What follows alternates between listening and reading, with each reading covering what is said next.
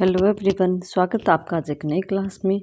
तो हम टॉपिक कर रहे थे प्रथम विश्व युद्ध, फर्स्ट वर्ल्ड वार, जिसमें कि मैंने पीछे की क्लासेस में आपको इसके कारण पढ़ा दिए हैं और इसके क्या इसकी घटनाएं रही थी इसके बारे में हमने पढ़ लिया। इसके परिणाम के बारे में एक क्लास हमने ऑलरेडी कर ली है।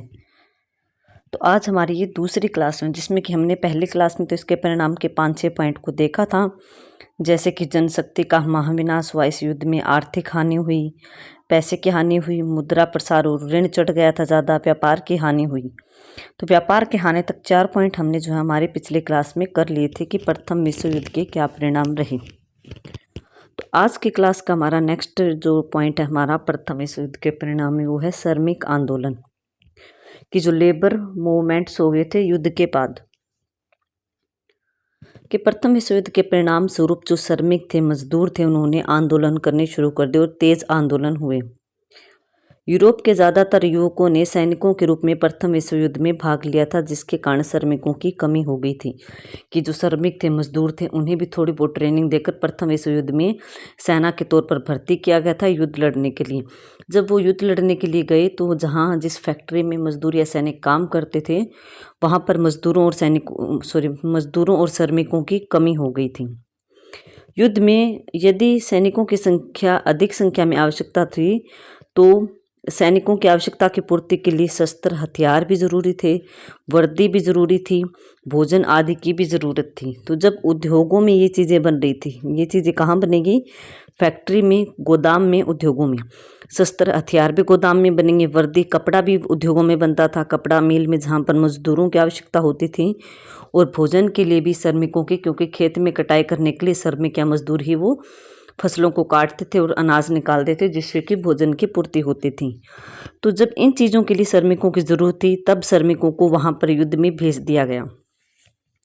तो उद्योगों में श्रमिकों या फिर मजदूरों का अभाव हो गया, जिससे कि उत्पादन में कमी आई, कि अच्छी फसलें नहीं उगाई गई, ज़्यादा वस्त्र नहीं बने, ज़्यादा शस्त्र हथियार नहीं बने थे। अतः मजदूरों की मांग बढ़ जाने से वे अपना महत्व स्वीकार करने लगे, कि जब मजदूरों और श्रमिकों की डिमांड बढ़ी तो उन्हें अपनी वैल्यू समझ में आई कि हमारे भी कोई वैल्यू है, हमारे बिना जो है ये चीज़ें इतनी कम मात्रा में उत्पादन हो पाई, अगर हम यहाँ पर साथ देते तो काफ़ी मात्रा में उत्पादन हो सकता था। मतलब उन्होंने अपनी सेल्फ रिस्पेक्ट, अपनी सेल्फ वैल्यू को समझा यहाँ पर। अब श्रमिक जो है ज़्यादा वेतन मांगने लगे और कार्य के घंटों में कमी करने लगे। तो अब जब श्रमिकों की, मजदूरों की डिमांड थी, तो श्रमिकों ने डिमांड शुरू कर दी कि हमें इतने पैसे दोगे तो अभी हम काम पर आएंगे, इस नौकरी को ज्वाइन करेंगे, यहाँ पर अपना वर्क करेंगे। तो इस तरह से जो है उन्होंने काम के घंटे भी, कि हम इतने ही घंटे काम करेंगे और इतने घंटे की आपको इतनी सैलरी देनी पड़ेगी। वे कारखाना के मालिकों से सभी प्रकार की सुविधाएं भी मांगने लगे और अपने अधिकारों की प्राप्ति के लिए श्रमिक संघों की भी स्थापना शुरू कर दी, मतलब अपने संगठन या ग्रुप बनाने भी शुरू कर दी। उन्होंने अपनी मांगों को मनवाने के लिए हड़तालें की, इन्होंने मजदूरों या श्रमिकों ने, और आंदोलन भी किए। धीरे धीरे श्रमिकों ने राजनीति में भी भाग लेना शुरू कर दिया। प्रथम विश्व युद्ध के समय और उसके बाद बहुत से देशों में तो मजदूरों की सरकार भी बन गई थी। तो देखिए कितना ज़्यादा ये इफ़ेक्ट पड़ा था, श्रमिक आंदोलन को इतना ज़्यादा बढ़ावा मिला इस प्रथम विश्व युद्ध के बाद। हमने इस पॉइंट के माध्यम से इसको देखा कि कैसे कैसे मजदूरों को अपनी वैल्यू समझ आई थी। ओके, नेक्स्ट रिजल्ट क्या रहा था? रूस की क्रांति हुई प्रथम विश्व युद्ध के बाद। रूस की क्रांति कब होती है? 1917 में। कि प्रथम विश्व युद्ध के बाद जो है 1917 में रूस की क्रांति हुई। रूस की जनता युद्ध नहीं चाहती थी, परंतु वहाँ का जार, कि रूस के राजा को क्या कहा जाता था? जार। तो रूस का राजा निकोलस द्वितीय ने अगस्त 1914 में युद्ध में भाग लेने की घोषणा कर दी। कि जो रूस का राजा था 1914 में, उसने, निकोलस द्वितीय उसका नाम था, उसने प्रथम विश्व युद्ध में भाग लेने की घोषणा कर दी कि हमारा देश भी युद्ध में शामिल होगा। लेकिन वहाँ की जनता जो थी वो युद्ध में शामिल होना नहीं चाहती थी, क्योंकि जनता को पता था कि युद्ध में भाग लेने के बाद क्या क्या नुकसान हमें होगा। प्रथम विश्व युद्ध के आरंभ में तो रूस को कुछ सफलताएं मिली, मतलब रूस को कुछ सफलताएं मिली, कई जीत भी प्राप्त हुई, कुछ राज्य, कुछ प्रदेश भी उसको प्राप्त हुए, परंतु बाद में उसकी हर जगह पर हार हुई। इस युद्ध में रूस के 1 करोड़ 20 लाख सैनिकों ने भाग लिया था, जिनमें कि 17 लाख लोग मारे गए, 49 लाख लोग घायल हो गए। इसके अलावा हजारों सैनिक जो थे वो लापता हो गए। इससे जो है रूस की स्थिति काफ़ी शोचनीय हो गई, काफ़ी खराब हो गई। युद्ध में अपार धन संपत्ति खर्च होने के कारण रूस में आर्थिक संकट उत्पन्न हो गया कि ज़्यादा पैसा खर्च हुआ और सैनिक भी मारे गए, घायल हो गए, उन पर भी खर्चा आ रहा था, जिसके कारण रूस की आर्थिक संकट मतलब वहाँ पर पैसे की स्थिति जो है वो पैसे का संकट रूस में उत्पन्न हो गया, पैसे की कमी हो गई। देश में साधन सामग्री तथा प्रतिदिन प्रयोग की जाने वाली वस्तुओं की भारी कमी हो गई। वहीं वस्त्र की, भोजन की, इन सभी चीज़ों की कमी हो गई। रूस में जो है कीमतें वो 700 गुना बढ़ गई, मतलब चीज़ें महंगी मिलने लगी। महंगाई तो बढ़ेगी क्योंकि चीज़ें थे ही नहीं, जिनके पास थी वो पैसा कमाने के चक्कर में उन चीज़ों को महंगा बेच रहे थे। श्रमिकों ने इसके विरोध में, कि कहाँ के श्रमिक, रूस के श्रमिक जो थे वो इसके विरोध में रूस की जो राजधानी थी पीट्सबर्ग में रोटी दो, अत्याचारी शासन को समाप्त करो के नारे लगाने शुरू कर दी। किन्होंने नारे लगाए? रूस के श्रमिक या मजदूरों ने रूस की राजधानी थी पीट्सबर्ग में वहाँ पर 2 नारे लगाए कि हमें रोटी दो और इस अत्याचारी शासन को समाप्त करो।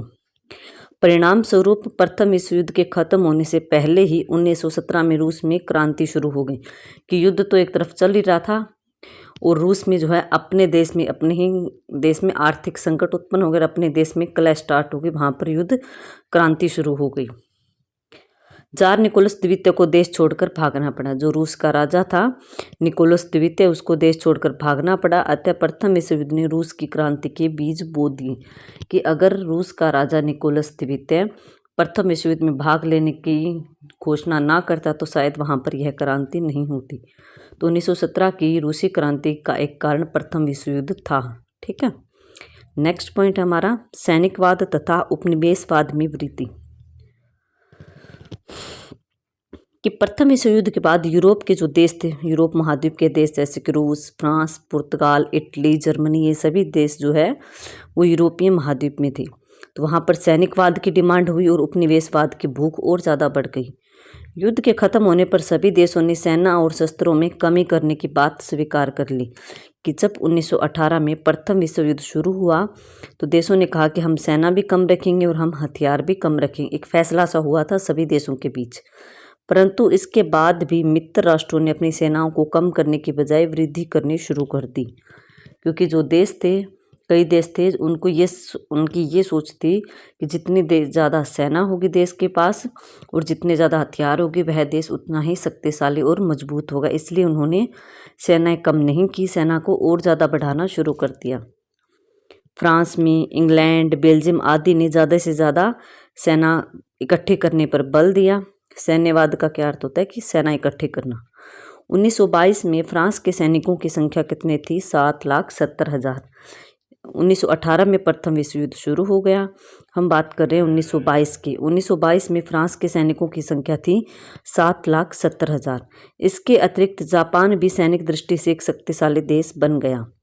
यूरोप के देशों की सैन्यवादी होड़ ने औपनिवेशिक भूख भी बढ़ा दी। औपनिवेशिक भूख मतलब कि जिस देश के पास ज़्यादा सेना होगी वो दूसरे देश पर कब्जा करना करेगा। ठीक है, और दूसरे देश पर कब्जा करना, अपना हक जमाना सेना के बल पर, पैसे के बल पर, उसी को ही उपनिवेशवाद बोला जाता है, औपनिवेशिक भूख बोला जाता है। ठीक है, तो इंग्लैंड, फ्रांस, जर्मनी आदि देशों ने उपनिवेश बनाने शुरू कर दिए, मतलब अन्य छोटे छोटे देशों पर अपना कब्जा करना शुरू कर दिया सेना के बल पर कि हमारे पास शक्तिशाली सेना है, हमारे पास हथियार हैं। तो इस डर के कारण जो है देश उनसे दबते रह गए जिनके पास सेना कम थी और उनमें उनके उपनिवेश बनते गए। फ्रांस देश ने अल्सास लारेन प्रदेश के साथ साथ राइन नदी के पश्चिम में जर्मनी के क्षेत्रों पर अधिकार स्थापित कर लिया। इसी प्रकार जर्मनी के अफ्रीकी उपनिवेशों पर फ्रांस तथा इंग्लैंड का अधिकार स्थापित हो गया। कहाँ पर? जर्मनी के जो अफ्रीकी उपनिवेश थे, कि जर्मनी का पहले कब्जा था कहाँ पर? अफ्रीका के उपनिवेशों पर, अफ्रीकी पर। तो वहाँ पर अब फ्रांस का और इंग्लैंड का अधिकार हो गया। इसके अलावा यूरोप के अन्य देश भी उपनिवेशिक दौड़ में शामिल हो गए, जो भविष्य के लिए काफ़ी हानिकारक सिद्ध हुए। तो उपनिवेशवाद और सैनिकवाद में वृद्धि हुई थी प्रथम विश्व युद्ध के बाद। अल्पसंख्यकों के लिए कार्य, कि प्रथम विश्व युद्ध के बाद पेरिस के शांति सम्मेलन में आत्मनिर्णय के अधिकार को आधार मानकर अल्पसंख्यकों के लिए अनेक कार्य किए गए, उन्हें नए राज्यों में शामिल कर लिया गया। अल्पसंख्यक मतलब जहाँ पर संख्या कम होती है उनकी तरफ ध्यान देने की एक फैसला हुआ था जब 1918 में पेरिस की शांति समझौता हुआ था युद्धों आपसी देशों के बीच। परंतु फिर भी लगभग 17 करोड़ अल्पसंख्यक नए राज्यों में शामिल होने से रह गए थे। पोलैंड, रोमानिया, चेकोस्लोवाकिया, यूनान, तुर्की, युगोस्लाविया आदि देशों में राष्ट्रीयता की दृष्टि से इन देशों से भिन्न लोगों की संख्या लाखों में थी। मतलब जो ये देश यहाँ पर लिखे गए हैं नाम, इन देशों में बहुत सारे अलग अलग धर्मों के अलग अलग जाति अलग अलग भिन्न भिन्न लोग जो थे वो शामिल थे, जिनका कोई वजूद नहीं था, जिनका कोई देश कोई राष्ट्रीयता नहीं थी, वो ऐसे ही रह रहे थे। राष्ट्रसंघ को इनके हितों की रक्षा का अधिकार प्रदान किया गया। राष्ट्रसंघ ने इन सभी राज्यों से संधियां करके अल्पसंख्यकों की समस्याओं को सुलझाने का प्रयास किया, परंतु ज़्यादा सफलता प्राप्त नहीं हुई। मतलब परिणाम स्वरूप युद्ध का एक परिणाम अच्छा भी था कि अल्पसंख्यकों के लिए कार्य किया जाएगा, लेकिन इतना जितना समझौता किया गया था, जितनी बातें हुई थी, उतनी अच्छी तरह से इनके लिए कार्य नहीं हुआ। नेक्स्ट पॉइंट है हमारा स्त्रियों की स्थिति में सुधार। कि प्रथम विश्व युद्ध के बाद स्त्रियों की स्थिति में काफ़ी सुधार आया। विश्व इतिहास में यह पहला अवसर था जब किसी युद्ध में स्त्रियों ने अपनी महत्वपूर्ण भूमिका निभाई थी।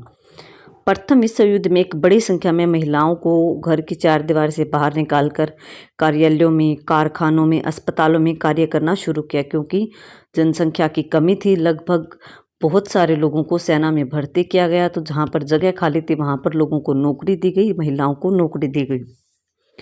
उन्होंने विश्व को यह दिखा दिया कि वे पुरुषों से किसी भी तरह से कम नहीं हैं। प्रथम विश्व युद्ध ने उनमें एक नई उमंग एवं जागृति उत्पन्न कर दी। अब स्त्रियों ने भी अपने अधिकारों की मांग शुरू कर दी। परिणाम स्वरूप 1918 में इंग्लैंड देश जो था, वहाँ पर देश की महिलाओं को 30 साल की आयु पूरी करने पर मताधिकार के अधिकार प्रदान किए गए कि 30 साल की जो औरत हो गई है, जिसने 30 साल की उम्र पूरी कर ली है, वो वोट डाल सकती है। यह इंग्लैंड में अधिकार दिया गया था। कब? 1918 में। 1922 में जर्मनी को वैश्विक मताधिकार दिया गया। 1922 में जर्मनी ने भी महिलाओं को वोट देने का अधिकार दे दिया था और अन्य सुविधाएं भी दी। इंग्लैंड और जर्मनी के अलावा विश्व के जो अन्य देश भी थे, वहाँ पर मताधिकार स्त्रियों को दिए गए। तो ये एक पॉजिटिव पॉइंट था कि स्त्रियों की स्थिति में काफ़ी सुधार है। ऊपर हमने पॉइंट पढ़ा था कि अल्पसंख्यकों के लिए भी कार्य किया। ये भी एक प्रथम विश्व युद्ध का पॉजिटिव जो रिजल्ट आया, एक स्त्रियों की स्थिति में सुधार हुआ, ये भी एक पॉजिटिव रिजल्ट आया। अब अगला पॉइंट भी जो हम देख रहे हैं वो भी पॉजिटिव में है कि वैज्ञानिक उन्नति हुई, कला और संस्कृति का पतन, ये नेगेटिव आ गया। पतन होना नेगेटिव हो गया, उन्नति हो रही तो मतलब पॉजिटिव हुआ। कि प्रथम विश्व युद्ध के बाद यूरोप में वैज्ञानिक उन्नति का दौर शुरू हुआ। युद्ध में जो है आधुनिक अस्त्र शस्त्रों के अतिरिक्त हवाई जहाज़ों, टैंकों तथा पनडुब्बियों का प्रयोग किया गया।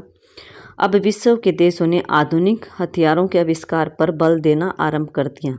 कि जो अब संसार के देश थे, उन्होंने ज़्यादा हथियार जो मतलब ज़्यादा खतरनाक हथियार थे, मतलब उन्नति करके दिमाग लगाकर वैज्ञानिकों ने हथियारों को बनाया था। तो एक तरह से वो वैज्ञानिक उन्नति ही हुई, चाहे वो नेगेटिव भी हो कि हथियार ही बना रहे, लेकिन कहीं ना कहीं दिमाग भी तो काम किया, वैज्ञानिकों ने उन्नति भी की है। तो जो है हथियारों का आविष्कार हुआ। प्रथम बार विश्व को और ज़्यादा खतरनाक हथियारों से अवगत कराया वैज्ञानिकों ने। मतलब प्रथम विश्व युद्ध के बाद जो है नए नए आविष्कार हुए और खतरनाक हथियारों को बनाया गया। इसके अलावा यातायात के साधनों को भी उन्नत करने पर बल दिया गया। अब इस पॉइंट को हम उन्नति को हम नेगेटिव भी देख सकते हैं, हम पॉजिटिव भी देख सकते हैं। पॉजिटिव तो ये कि वैज्ञानिक तरक्की कर रहे हैं, लेकिन नेगेटिव इस तरफ से कि वो हथियारों में तरक्की कर रहे हैं, हथियार बना रहे हैं ज़्यादा खतरनाक। ओके, नेक्स्ट पॉइंट, कला और संस्कृति का पतन। कि प्रथम विश्व युद्ध के बाद यूरोप की कला और संस्कृति को काफ़ी नुकसान पहुंचा। युद्ध से जो है शिक्षा, साहित्य और संस्कृति नष्ट हो गई। प्रथम विश्व युद्ध में कई इमारतें नष्ट हुई, बल्कि कलाकार, इतिहासकार, विद्वान आदि भी मौत के शिकार हो गए, जो कि काफ़ी टैलेंटेड थे। लाखों पढ़े लिखे नवयुवक लेखक वैज्ञानिक जो है युद्ध में काम आ गए और वो जो है उनकी जान चली गई। उनके पास कितनी सोच अच्छी थी, उनके कितने आइडियाज़ थे जो कि उनके साथ ही इस युद्ध में दफन हो गए। इसके अलावा अनेक स्कूल और कॉलेज भी नष्ट हुए। युद्ध का खर्च बढ़ जाने से काफ़ी कॉलेज और विश्वविद्यालय बंद हो गए। इस प्रकार कला और संस्कृति को काफ़ी धक्का पहुंचा। मतलब हमारी जो पढ़ाई थी इस प्रथम विश्व युद्ध के दौरान वो तरक्की नहीं कर पाई। नई कला का जन्म नहीं हुआ, नई संस्कृति नहीं उत्पन्न हो पाई। ये सारी चीज़ें जो हैं नुकसान में ही रही। पुरानी इमारतें ख़त्म हो गई, जो पुस्तकालय थे वो भी नष्ट हो गए, जिसमें कि काफ़ी अच्छी अच्छी पुस्तकें चीज़ें पढ़ने के लिए ज्ञान भरा पड़ा था, वो लाइब्रेरीज भी नष्ट हो गई थी। लास्ट पॉइंट हमारा है कि अनेक देशों में लोकतंत्र की स्थापना, तो ये डेमोक्रेसी आई है, लोकतंत्र आई, ये भी एक पॉजिटिव रिजल्ट आया प्रथम विश्व युद्ध का। कि प्रथम विश्व युद्ध के परिणाम स्वरूप विश्व के अनेक देशों में राष्ट्रीयता की भावना का विकास हुआ, जिससे कि लोकतंत्र की स्थापना में काफ़ी सहायता मिली। युद्ध में रूस के हारने से वहाँ के राष्ट्रवादियों ने वहाँ के राजा के विरुद्ध 1917 में क्रांति कर दी और निरंकुश और स्वेच्छाचारी शासन को हमेशा के लिए समाप्त कर दिया। इसी प्रकार जर्मनी, ऑस्ट्रिया, हंगरी तथा तुर्की आदि देशों में भी जो निरंकुश शासन था उसको समाप्त कर दिया गया और लोकतंत्रीय जनता की सरकारों की स्थापना हुई। विश्व युद्ध के बाद पेरिस के सम्मेलन में फिनलैंड, चेकोस्लोवाकिया, पोलैंड, यूक्रेनिया, लेटविया आदि राज्यों को स्वतंत्र घोषित करके उनमें प्रजातंत्रीय शासन व्यवस्था लागू की गई। अतः प्रथम विश्व युद्ध के बाद अनेक देशों में लोकतंत्रीय सरकारें स्थापित हुई। तो ये तो एक अच्छा रिजल्ट था कि लोकतंत्र सरकारें स्थापित हुई और जो निरंकुश और स्वेच्छाचारी शासन था जो कि खतरनाक था, काफ़ी गलत था, वो खत्म हो गया। निष्कर्ष कि उपयुक्त वर्णन के आधार पर कहा जा सकता है कि प्रथम विश्व युद्ध दुनिया के लिए बहुत ही खतरनाक सिद्ध हुआ। इसमें और जान और धन की इतनी हानि जिसकी पूर्ति कभी नहीं की जा सकी। इस युद्ध में 80 लाख लोग मारे गए, 2 करोड़ लोग घायल हुए और 10 खरब रुपए जो है प्रत्यक्ष रूप से खर्च हुए और जो छोटे मोटे खर्चे थे उनकी तो गिनती भी नहीं हुई। इसके अलावा कला संस्कृति का पतन हुआ। युद्ध का अच्छा प्रभाव यह पड़ा कि अनेक देशों में निरंकुश शासन की जगह लोकतंत्रीय सरकारें स्थापित हुई, परंतु इस महाविनाश के आगे इन सुधारों का कोई महत्व नहीं था, कोई वैल्यू नहीं थी। ये सुधार बहुत छोटे थे जबकि नुकसान बहुत बड़े लेवल पे हुआ था। तो ये हमारे प्रथम विश्व युद्ध के जो है परिणाम थे। एक बार मैं रिकॉल दोबारा से करवा देती हूँ कि जनशक्ति का विनाश, लोगों की हानि हुई, तो ये एक नेगेटिव पॉइंट था, नेगेटिव रिजल्ट आया प्रथम विश्व युद्ध का। दूसरा, आर्थिक हानि, पैसे की बहुत बड़े लेवल पे हानि हुई, ये भी एक नेगेटिव रिजल्ट निकल कर आया। ऋण चढ़ गया और मुद्रा प्रसार, ये भी एक नेगेटिव रिजल्ट निकला प्रथम विश्व युद्ध का। फोर्थ पॉइंट, व्यापार की हानि हुई, ये भी एक नेगेटिव रिजल्ट। फिफ्थ, श्रमिक आंदोलन देखें तो ये नेगेटिव होता है, लेकिन अगर श्रमिकों का आंदोलन देखें तो एक पॉजिटिव वे में लिख सकते हैं कि श्रमिकों को अपनी महत्वता समझ में आई, उन्हें अपनी वैल्यू समझ में आई और उन्होंने अपने अधिकारों के लिए आगे आकर काम करना शुरू किया।